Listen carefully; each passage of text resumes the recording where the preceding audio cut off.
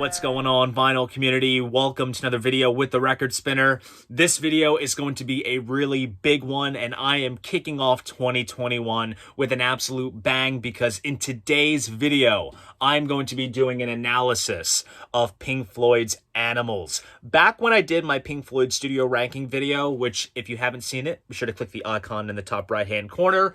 A lot of people stated in the comments that Animals was their favorite Pink Floyd album, or they felt that it was their best. So this video is specifically for you guys out there. And since tomorrow, January 23rd, is the album's anniversary, it seemed ideal to do this kind of video. Now, this analysis will go all out in depth in regards to the origins of the album, the concept, notable vinyl pressings, the resulting tour, and some notable studio and live bootlegs to dig deeper beyond just the studio album itself. We have a lot to get through in this video, so enough of the chit chat. Let's jump into what this video is all about. The origins of Animals date back to 1974 when Pink Floyd was on tour and started to perform two songs in their live set, Raving and Drooling and You've Gotta Be Crazy, which would ultimately be transformed into Sheep and Dogs. Having never recorded these songs in the studio at the time, Pink Floyd shows were heavily recorded and bootlegged by fans, and these songs were to be included on a rather infamous bootleg that came out in 1975 called British Winter Tour 74, which even included the lyrics to the songs on the back cover taken from the tour program. Flash forward to January 1975 when the band reconvened at Abbey Road Studios to work on the follow-up to Dark Side of the Moon. David Gilmour had proposed doing an album consisting of Raving and Drooling and Gotta Be Crazy, along with another new track they were performing at the time called Shine On You Crazy Diamond. Roger Waters felt that if the band took on this idea, the album would seem cobbled together, so he visualized another idea where Shine On You Crazy Diamond would be split in half and would open and close the album, and sandwiched in between would be newer songs Roger had worked up, and the album would be more of a thematic type, close to how Dark Side of the Moon was, but reflecting their thoughts on the music business and the demise of their former frontman Syd Barrett. David Gilmour was against this idea, but was outvoted by Richard Wright and Nick Mason. This album would ultimately become Wish You Were Here. Raving and Drooling and Gotta Be Crazy did not fit in with this concept, so they were set aside, but still were being played live in the summer of 1975 before Wish You Were Here's release in September 1975. In 1975, Pink Floyd had purchased a 3-story block at 35 Britannia Row in Islington within London. This property would serve as an equipment storage space and a recording studio, since their deal of unlimited studio time in return for a reduced percentage of sales with EMI had expired. The construction took up most of 1975, going into 1976, and by April of that year, the band was ready to record their next album at the studio, which became known as Britannia Row Studios. The band brought back the two songs that got rejected from the last album, but now reworked to fit the new album's underlying concept. The concept of this record would be about a world where the human race is divided up into 3 species: dogs, pigs, and sheep. This is loosely based on George Orwell's novel Animal Farm, where the animal society represented the Soviet Union under Joseph Stalin's regime. In the Floyd's concept, the sheep would overtake their oppressors. This album marks a sort of turning point where, aside from David Gilmour getting a co-writing credit on Dogs, this album was solely composed by Roger Waters, with absolutely no input from Richard Wright and Nick Mason. Where it seemed like Roger was in the band's driver's seat, it was now starting to turn into a dictatorship. The album starts and ends with Pigs on the Wing, which is an acoustic ballad only played by Roger on acoustic guitar and providing vocals. It is merely a love song written to his then-wife, Carolyn Christie. Supposedly, he split the song in half to increase his royalties. Very cheeky of Roger. However, it should be noted that there is a full-length version that exists which also features a guitar solo by Snowy White. The band were considering taking out another guitarist on the road, and Snowy White was summoned for an audition. Coincidentally, Roger and Nick had accidentally wiped David's guitar solo, and Snowy had a crack at delivering a spur-of-the-moment solo that landed him a spot as a touring musician with the Floyd. This particular version was only made on the 8-track version of Animals, since the 8-track format included a loop play function, so this version was made specifically with this function in mind. It was also made available on a promo single released only in France, as well as the Snowy White compilation Gold Top. The first of 3 big epics we have on this record is Dogs. Now, Dogs germinated from the song Gotta Be Crazy, which was performed live during 74 going into 75. A live version from Wembley 74 can be found on the Wish You Were Here Experience and Immersion sets. Now, the original version retains the same musical and song arrangement to the final version, the main difference being that it was originally written in the key of E minor, and the original lyrics were almost like an attack on the music industry and their newly found mainstream audience after Dark Side's success. It was also a mouthful for David to sing, particularly in the verses where it was hard to make out all of the words being sung in a fast pace. When the song was performed live in 1975, the song was lowered to D minor, same key as the album version, and the lyrics were altered, where 2/3 of the lyrics were taken out for it to be easier to sing. Some of the original lyrics were retained on Dogs, but it had to be whipped into shape to fit the theme of the album. The lyrics are a take on high-power businessmen being the dogs of human society.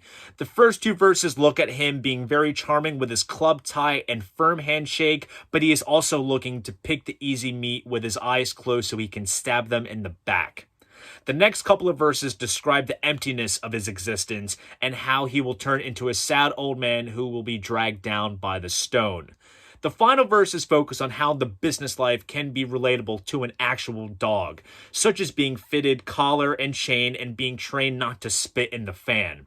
Every line in the final verse starts with the words, "Who was," which can be seen as a direct reference to the Allen Ginsberg poem, How, very much to Roger's denials, since he stated it wasn't an influence on him. And it has to be mentioned that the guitar solos from David on Dogs are some of his best work, particularly the double-tracked melodic guitars, and his regular solos are just absolutely menacing. The next epic is Pigs 3 Different Ones, which was a new song that Roger had brought to the table for this record. Within the concept of the album, pigs can be seen as people who are at the top of the social ladder, ones that have power and wealth, such as politicians. The song has 3 verses, and each verse is representative to a different type of pig in Roger's perspective. The first verse focuses on the evil capitalist people who are willing to do anything to make it to the top. It could be a reference to British Prime Minister James Callaghan, who could be seen as a big man, pig man, and at the time of his term, there was some concerns in regards to the mining industry, which can refer to the lines, "Head down in the pig pen singing, keep on digging, pig stain on your fat chin." The second verse can be seen as a reference to Margaret Thatcher, described by Roger as a bus stop rat bag and a fucked up old hag, since she was awaiting to be entered into the general election that would come in 1979. And due to her cold-hearted nature, she is described to radiate cold shafts of broken glass. Now, the first 2 verses are pure speculation since no names are directly referenced, but the final verse is about conservative activist Mary Whitehouse, described as a house-proud town mouse whose big mission was to censor sex on television. According to Roger, it seemed like she was trying to keep their feelings off the streets. Overall, these lyrics are easily understandable for anyone who grew up around late 70s British politics, but these lyrics can easily be adapted to any hostile political climate. If you've seen Roger Waters' recent Us and Them tour, Pigs is performed with anti-Donald Trump images and messages.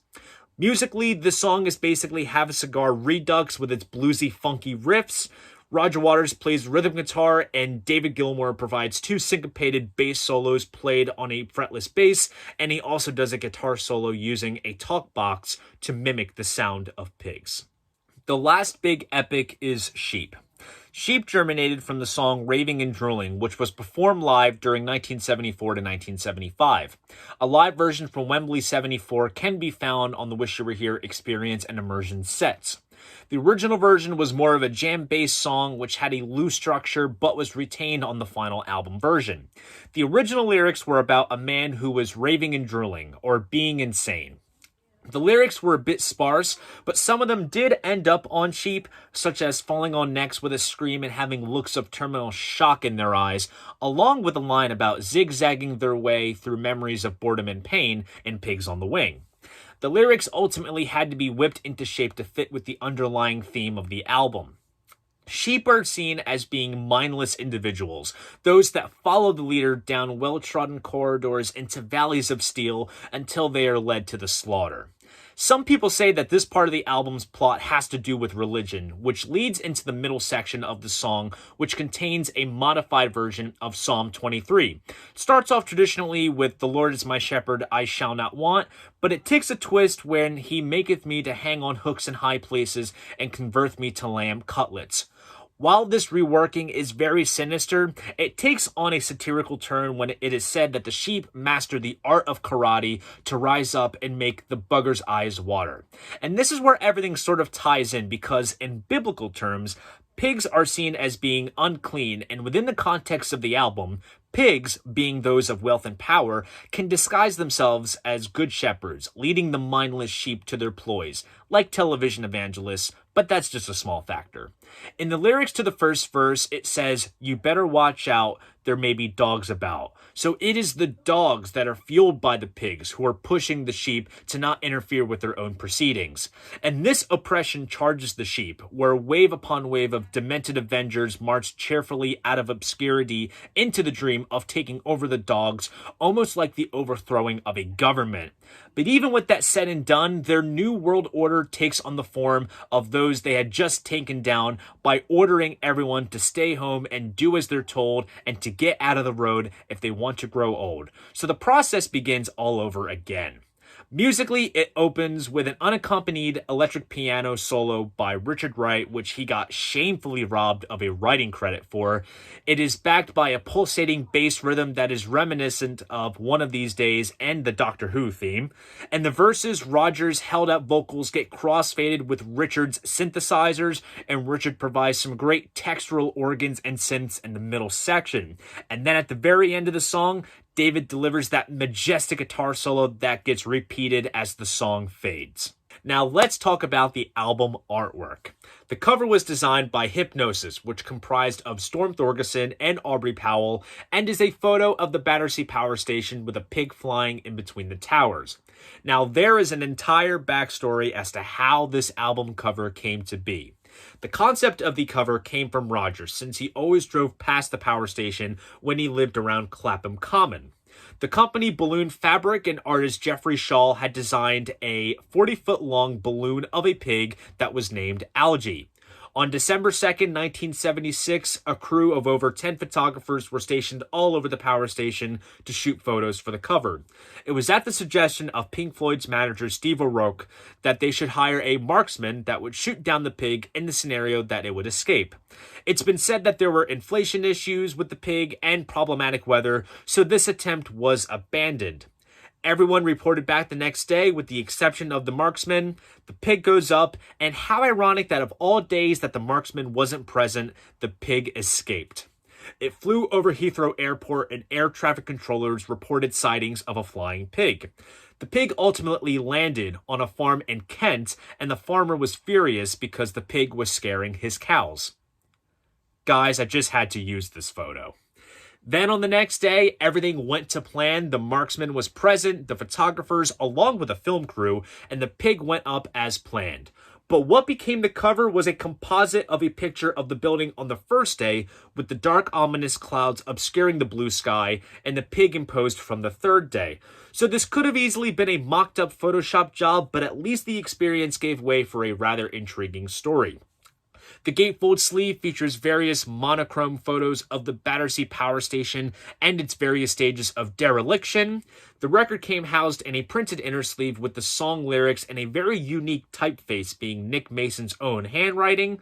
The record's custom center labels featured pictures of dogs, pigs, and sheep using a fisheye lens. Released on January 23rd, 1977 in the UK and February 12th in the US, the New Musical Express, or NME, described Animals as being one of the most extreme, relentless, harrowing, and downright iconoclastic hunks of music to have been made available this side of the sun. Rolling Stone magazine was unimpressed, saying that the 1977 Floyd has turned bitter and morose. They complain about the duplicity of human behavior, and they sound like they've just discovered this. Their message has become pointless and tedious. Despite what critics said, the album did chart at number 2 in the UK and number 3 in the US. The album has gone on to sell over 6 million copies worldwide and has been certified 4 times platinum in the US. Though not intended at the time, aside from the subjects that the album delves into, Animals could be seen as Pink Floyd's response to the punk rock movement that was going on at the time. The punk rock movement was a bold statement to go against the social and political climate and to react to the uncritical satisfaction that was surrounding music at the time. Bands that were easy targets as being deemed quote-unquote rock dinosaurs in the press were bands such as Led Zeppelin, Yes, and Genesis, and the Floyd were easily a bigger target when Sex Pistols vocalist Johnny Rotten added the words "I hate" to his Pink Floyd t-shirt, despite being a fan of them and many other progressive rock bands. The members of Pink Floyd themselves didn't see the punk rock movement as a threat to them because, according to Nick Mason, it reminded him of a return to the band's underground beginnings back in the late 60s. Plus, Pink Floyd had crossed paths with punk since at the same time as Animals was being worked on, Nick Mason had produced Music for Pleasure, the second album for The Damned, which was also recorded at Britannia Row Studios. Another reason why Animals could be seen as the response to punk is down to the production value of the record, which is very dark and murky sounding compared to the slick production value of their other records, with a heavy emphasis on the low-end EQ. It wasn't until subsequent remasterings that the album was able to be refined and turn out to be a strong, sonically sounding album. Now, if you want to dig deeper beyond just the studio album, there is a great bootleg to check out called Animals: The Extraction Tapes. This brings together some outtakes from the recording sessions that are distinguishedly different from the final album versions. The version of Sheep features the same instrumental track from the album, but the lyrics sung are actually the lyrics for Raving and Drilling. So this is before they would get completely rewritten to fit the album concept. The version of Dogs features Roger singing lead on the first couple of verses as opposed to David singing them on the album version. And then the version of Pigs 3 Different Ones features an alternate vocal from Roger. And then there is a recording called Message from the Sheep, which is actually a field recording of the sheep sounds that would be used on the album. Now, this release is available by itself, but the version that I own is called Wish Animals Were Here, which brings together outtakes from the Wish You Were Here sessions, which stem from a release called Wish You Were Here: The Extraction Tapes. So this 2 LP set brings those 2 releases together under one umbrella. Now let's talk about notable vinyl pressings. Of course, there are the first US and UK pressings that are worth going after for the first pressing aficionados. It has been said that a quadraphonic mix of the album was prepared and a catalog number was selected, but it never came to fruition. There is a very unique radio-only promo copy that has the songs edited into multiple parts and the line with the F-bomb and pigs modified as well. There is a rather cool-looking Japanese pressing with a well-designed obi strip. There is a limited edition European pressing that comes on pink vinyl as well. 20 years later, in 1997, it was reissued alongside various other Pink Floyd albums together in a box set called the 97 Vinyl Collection, as well as separate from the box. Then in 2016, it was reissued as part of the Pink Floyd vinyl reissue campaign. Now, in my personal possession, I have a first pressing from the Terre Haute pressing plant. VG Plus with a little bit of ring wear, but the vinyl is in very good shape. I mainly have this for collective purposes, but the copy that I go to for listening purposes is the 2016 reissue, and this sounds absolutely fantastic. The Floyd vinyl reissues are a perfect example of a reissue campaign done right. The artwork is faithfully replicated, mastered by Bernie Grundman, and it delivers a lot of dynamics as well as major emphasis on the bottom end. The tour that followed the release of Animals was the In the Flesh tour, which was one of the Floyd's most elaborate stage productions.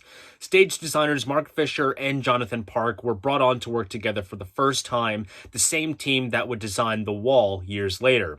Since the American tour market was almost exclusively outdoor stadiums, the idea of a generic stage roof made of scaffolding and tarp was unappealing, so they designed large umbrellas that would unfurl over the band.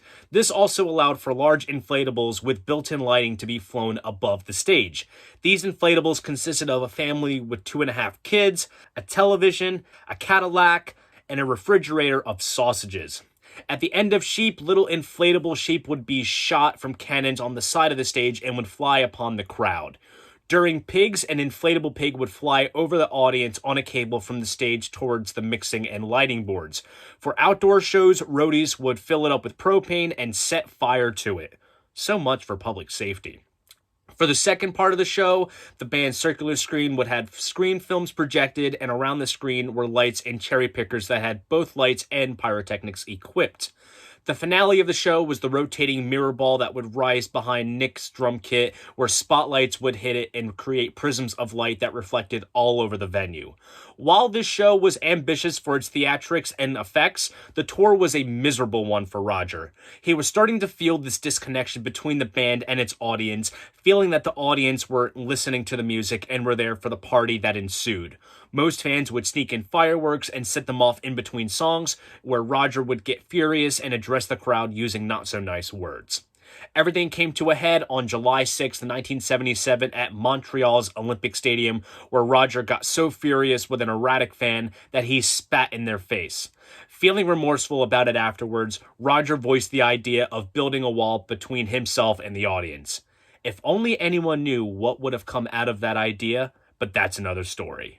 Now, many shows from the tour were recorded amateurly by concertgoers and have circulated in the bootleg circles for many years, and some of the releases that I personally own from the tour that are worth checking out are Animals in Berlin. This is the sole soundboard recording from this tour. It's only the Animals portion of the show, and one may think that in general a soundboard recording is great. This one is a little rough sounding. There's major emphasis on Gilmour's guitar and vocals. It's kind of more so of a monitor mix.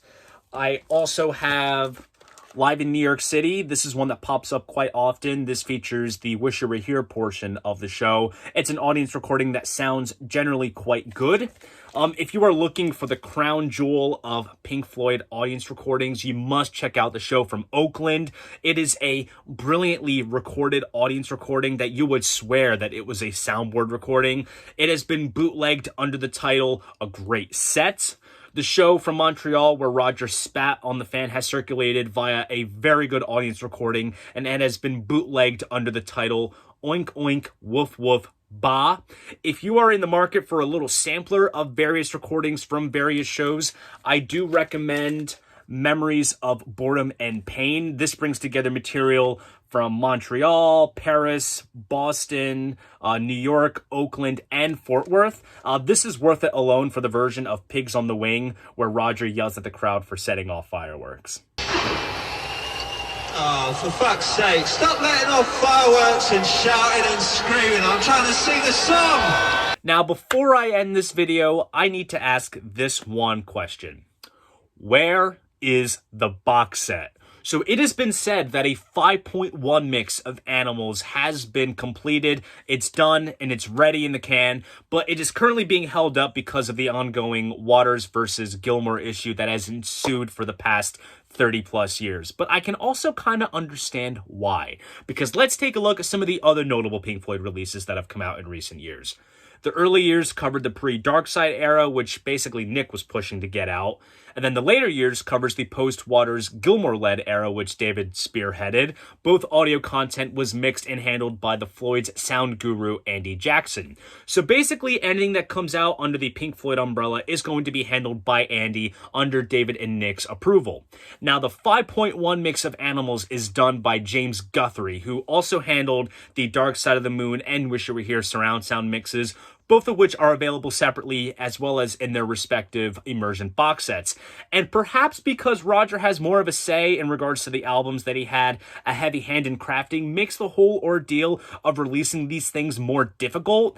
There was a peace summit that was attended by Roger, David, and Nick, and then Roger suggested being democratic about how it should go, but the other two just couldn't bring themselves to agree.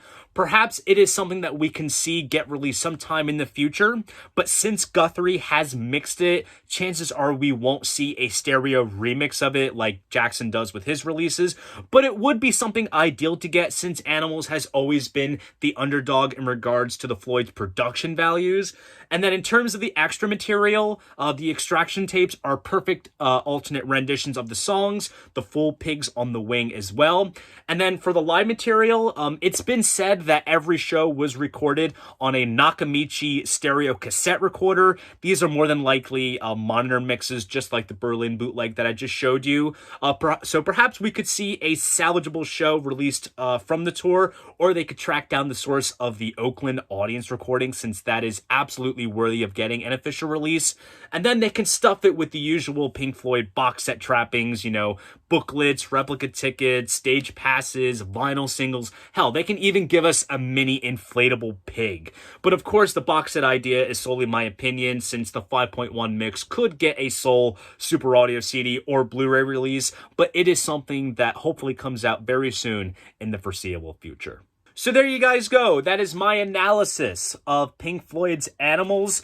This video was a real labor of love for me to do. I went down many religious and political waters just trying to get to the root of the meaning behind this album. It was a real thrill to put together, and I really hope you guys enjoyed it. If you would like me to do any other Pink Floyd analysis videos, please leave a comment down below letting me know what you would like to see me cover. If you enjoyed the video as well, please give it a like, subscribe to the channel, and if you want to support this channel, be sure to check me out on Patreon. See you guys in the next video, and most importantly, keep the records spinning.